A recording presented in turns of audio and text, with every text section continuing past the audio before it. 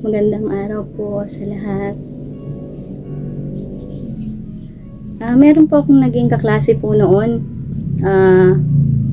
Isa ring, meron din pong katrabaho na kapag po natutuwa siya, natutuwa sa mga kwentuhan, nangahampas. Kahit anong mga kwentuhan na kinasasaya niya, kasabay ng pagtawa niya, ang paghampas niya. Nandun isa ako dun sa naging paborito niyang katabi. Kaya madalas nahampas niya ako. Ang para sa akin lang naman, dun siya masaya. Dun siya masaya sa ginagawa niya. Kasi nakikiride siya sa mga jokes at saka sa usapan namin. Hindi niya yung kinokontra. Yung nagiging issue lang yung kanyang paghampas. Minsan may mga pagkakataon tayo na ayaw natin nung nasasaktan tayo. Nadadampian ng ating mga balat o ng ating laman kasi meron tayong nararamdaman. Minsan may masakit sa atin, ganyan.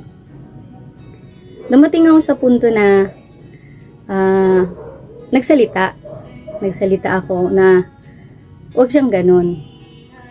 Huwag siyang ganun. Huwag niya akong hampasin kasi masakit. Masakit na. Nagkaroon ng hindi magandang resulta dahil ang kasayahan kasabay nung paghahampas niya napalitan ng komosyon. Napalitan ng konting pagtatalo lang naman. Hindi naman na masyado daw akong maarte. Marami daw akong sinasabi. Dahil sa tagal na niyang ginagawa, siguro dahil sa school year, ikaw ba naman araw-araw kang gaganunin? Hindi naman sa isang araw. Siyempre, iba-ibang subject ang inaanuhan namin. Iba-ibang teacher, iba-ibang room. Nakakasama namin siya. Siyempre, kaklase ko siya minsan nagkakatuwaan kami, nahampas niya ako. Sa isang araw, hindi lang siguro 10. Tapos doon pa siya sa side, di ba? Minsan may mga na itutulak ka pa niya, ganun. Nakapagsalita ako na sana tama na kasi masakit na. Hindi ko alam kung napikon siya. Hindi niya alam na nakakasakit siya. Ang alam niya, having fun. Yan ang sinaksak niya sa utak niya na hindi niya tinanggap na mayroon siyang pagkakamali. Na meron siyang mga nagawang nakakasakit na. Ito lang po kailan lang may mga nakasama po kasi ako sa isang application na meron kaming iisang layunin ang kumanta at ang maging masaya, stress-free, ganyan. Napunta po ako sa admin. Nabigyan ako ng pagkakataon na ihayag ang sarili ko. Pero dahil marami na kaming pinagsamahan, tapos may mga jokes na kami na dinadaan namin sa kumbaga dahil nagkakatuwaan lang, nagkakulitan, nagkakaroon ng tawanan. Then may isang tao, may nakasama kami na umalis na sa amin. Hindi ko alam kung may nasabi ba ako kasi nakakalimutan ko na din. Pero sa mga messages na sa amin, kasama na ako, sa paulit-ulit kong pagbabasa, parang hindi ata sa akin yon. Parang hindi ata para sa akin yung mga sinabi niya. Noong una, kaya ko siyang basahin. Kaya ko siyang unawain. Kaya ko siyang palagpasin. Pero dahil sa tuwing nagagalit siya at nakakabalita ng hindi magaganda, sumasabog. Na lahat kami, sinasabugan niya ng galit. Dahil may mga salita siyang hindi ko natanggap, may mga salita siyang hindi ko gusto na tanggapin dahil hindi ako. At alam ko na wala naman akong sinabi o ginawa sa kanya. Sumagot ako. Nakapagsalita ako ng marahas, nakapagmura ako, minura ko siya. Oo, nandun. Dahil nagalit ako eh. Nagalit ako. Mabawa ang pagtitimpi ko, natapos na eh. Natapos na. Sabi ko, hindi ko na hayaan na palagpasin ang taong to. Kasi kapag patuloy niyang ginagawa, iisipin niya na okay lang sa akin. Pero hindi na okay para sa amin eh. Kailangan nang putulin. Kailangan na siyang putulin. Kailangan na niyang malaman na mali ang mga sinabi niya laban sa akin. Kung meron siyang pwede niyang sabihin. Pero dun sa mga sa mga messages niya, malayong akong gumawa nun sa kanya. Hindi ako nagmamalinis na tao. Tao rin ako, may emosyon. Iba-iba ang emosyon ko. Nagagalit din ako eh. Nagagalit ako. Madali akong mapatawa, madali akong pasaya. Kahit ako gumagawa, nagbibigay ng pagninilay sa mga kabutihan ng Diyos, nagbibigay ako ng pagninilay sa page na to. Tao pa rin akong nagsasalita dahil nasasaktan ako. Hindi ako bato. Meron akong pakiramdam. Kasi madalas ang mga nagsasalita ng tungkol sa Panginoong Diyos, kay Jesus, sa kanyang mga kabutihan. Sinasabihan kami mga peke. Kami ang mga tao na nagsisikap na maging mabuti. Pinoprovoke kami ng mga taong ganyan. Mga taong ganyan. Tapos, palalabasin ang mga tunay naming mga pag-uugali.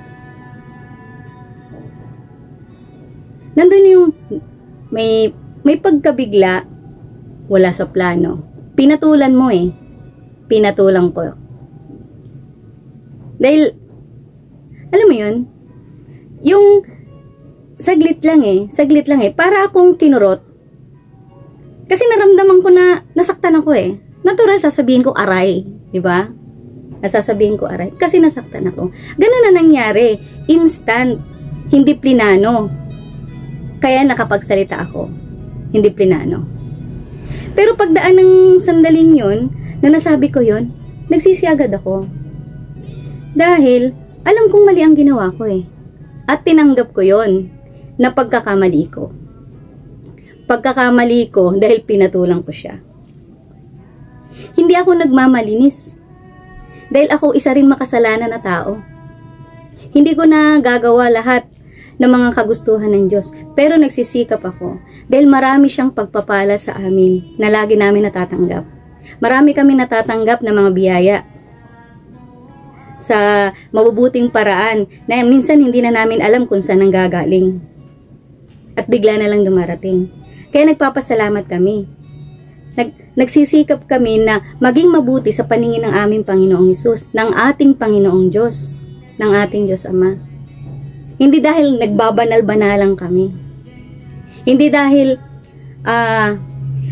mga peke kami. Hindi kami ganon. Kaya nga may mga aral pa kaming sinisikap na makuha, matutunan, dahil marami pa kaming kakulangan. Tingnan mo nga yung nangyari. Diba? Nasubukan ako. Ang tagal ko nang ginagawa to, nasubukan ako. Na-question ng pananampalataya ko. Pero hindi ako magpapatinag sa'yo. Dahil ikaw, mataas na ang galit mo, hindi na kita papatulan. Tama na yung isang beses na nakita mo kung paano akong nagalit. Paano kung hindi tinanggap ang mga sinabi mo. Sila ang mga taong hindi marunong umintindi na. Sarado ng utak. Pero sila ang mga taong hindi ko sinusukuan. Kahit ayaw nila akong pakinggan, ayos lang. Hindi ko naman siya nakikita eh. Hindi ko naman siya nakakasama. Ipinagdadasal ko siya sa Panginoon na magkaroon kami pareho ng kaliwanagan. Pinagdadasal ko na pareho kaming tumugon sa paanyaya ng ating Panginoon. Dahil kahit kaming nagninilay, nagbibigay ng mga refleksyon, nagkakasala kami, nakakalimot din po kami. Kaya hindi dapat kami tinuturing na masasamang tao kapag nagagalit kami. Mga tao rin po kami, katulad nyo na nasasaktan.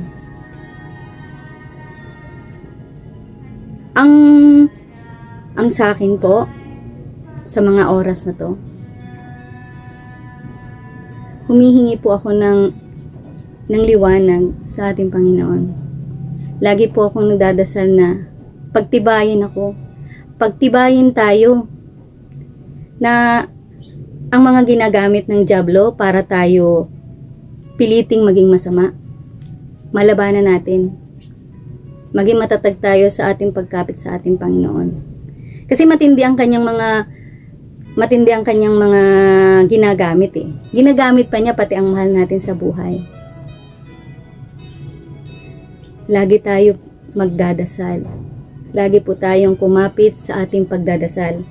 Sa araw-araw na ginawa niya, sa ating paggising, ipagpasalamat natin ang kalakasan na binigay niyang muli sa ating paggising sa isang umaga, sa bawat araw. Lagi tayong magpapasalamat.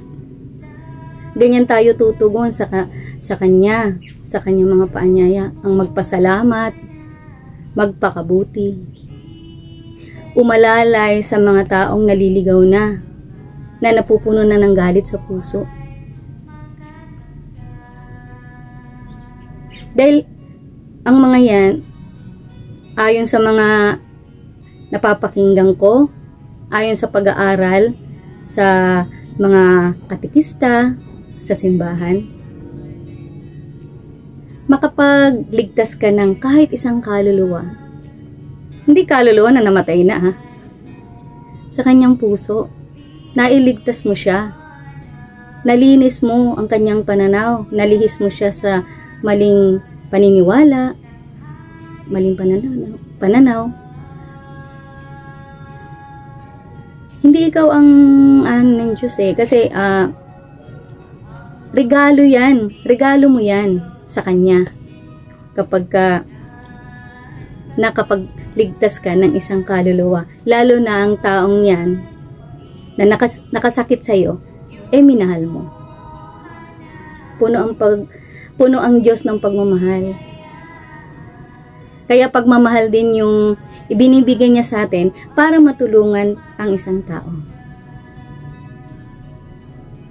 Kung kayo po, meron din mga taong ganyan na nakakasalamuha at nakakasama. Hindi po sinasabi ko na okay. Pero, lagi po tayo magdadasal kapag natitempt na tayo.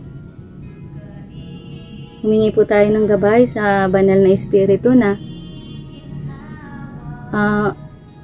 wag tayong matukso. Nalabanan sila. Kasi hindi dahil napahiya o pride natin, hindi. Nasaktan natin ang ating Panginoong Yesus. Hindi ang taong 'yun. No, naging masaya siya. Nagalit ka. Kumbaga, ginawa mong manalo sila. Diba? Kaya lagi tayong magdadasal. Lagi tayong humiling ng gabay.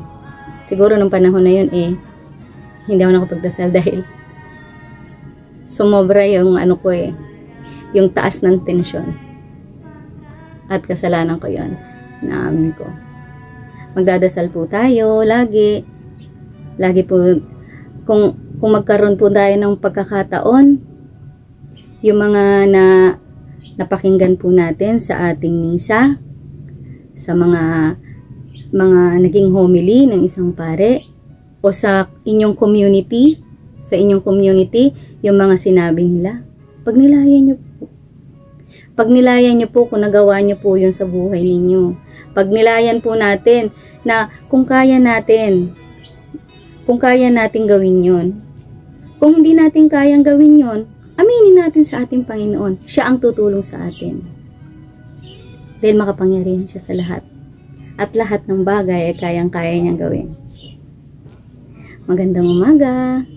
Hanggang sa muli po nating kwentuhan.